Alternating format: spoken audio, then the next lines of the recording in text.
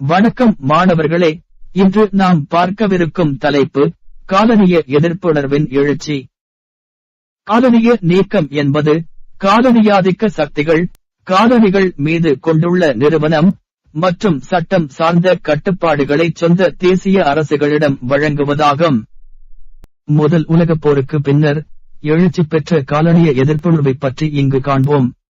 1887 ஆண்டு பிரான்சால் கைப்பற்றப்பட்டதிலிருந்து இந்தோசீனா, இன்றைய Cambodia, Laos, Vietnam தனது எதிர்ப்பை காட்டி வந்தது. 1916 ஆண்டு மிக பெரும் காலனிய எதிர்ப்பு புரட்சி நடைபெற்றது.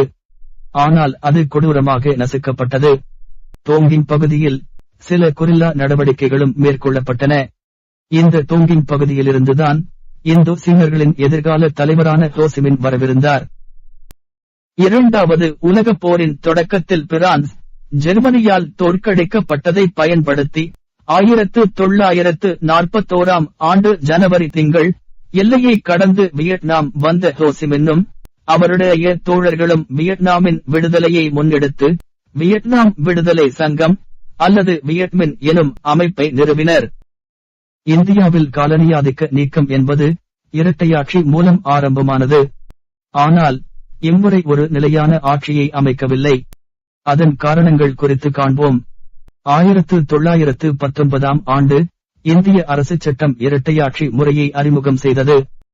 ஆங்கில பேரரசின் ஒருங்கிணைந்த ஒரு பகுதியாக இந்தியாவின் நிர்வாகத்தில் அதிகப்படியான இந்தியர்கள் பங்கேற்கும். ஒவ்வொரு துறையிலும் படிப்படியாக சுயாட்சி வளர்ச்சி பெறும். ஆங்கில அரசின் இந்நடவடிக்கையின் நோக்கம் வரிகளின் அடித்தளத்தை விரிவுபடுத்துவதற்கு தேவைப்படும் அரசியல் அமைதியை பெறுவதற்காக என கூறப்பட்டது. இந்திய தேசிய காங்கிரஸ் இரட்டையாட்சி தொடர்பான ஏற்பாடுகளை மறுத்ததோடு சட்டசபைகளை புறக்கணிக்க முடிவு செய்தது. உள்நாட்டு தொழில்களை மேம்படுத்துவதில் எதிர்பார்க்கப்பட்ட உதவிகளை ஆங்கிலேய இந்திய அரசு செய்ய தவறியது. பொருளாதார பெருமந்தத்தின் போது இந்தியா ஆங்கிலேய வணிக வர்த்தகத்தில் அந்நிய முதலீடு, குறிப்பாக இருப்பு பாதை அமைப்பது போன்ற கனரக தொழில்துறைகளில் குறைந்தது. இங்கிலாந்து பெருமந்தத்தின் தீய விளைவுகளை தனது காலனிய நாடுகளின் தோள்களுக்கு மாற்றியது.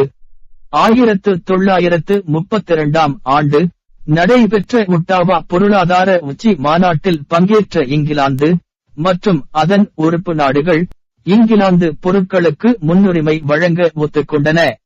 வரவு செலவு கணக்குகளை சமன்படுத்தும் கொள்கையை பின்பற்ற இந்தியா கட்டாயப்படுத்தப்பட்டது.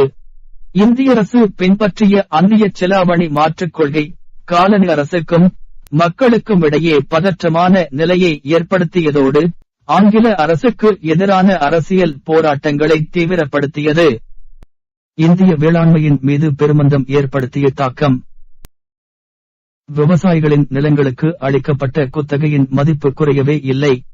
ஆனால் அவர்களது விளை பொருட்களின் மதிப்பு மிகவும் குறைவாகவே வழங்கப்பட்டது. இதனால் விவசாயிகள் தங்களது உடைமைகளை விற்று அதில் வந்த வருமானத்தில் உண்ணும் நிலைக்கு தள்ளப்பட்டனர். 1930 ஆண்டுகளில் மாபெரும் மக்கள் இயக்கமாக எழுச்சி பெற்ற இந்திய தேசிய காங்கிரஸ் சட்டமறுப்பு இயக்கத்தில் அனைவரும் சேருமாறு விடுத்த அழைப்பு கிராமப்புற இந்தியாவில் மிக பெரும் வரவேற்பை பெற்றது. 1935 ஆண்டு இந்திய அரசியலமைப்பு சட்டம். ஆங்கிலேயர்களுக்கு இந்திய தேசியவாதிகளை சமாதானம் செய்ய வேண்டிய அவசியம் ஏற்பட்டதன் வெளிப்பாடே 1935 இந்திய அரசியலமைப்பு சட்டம்.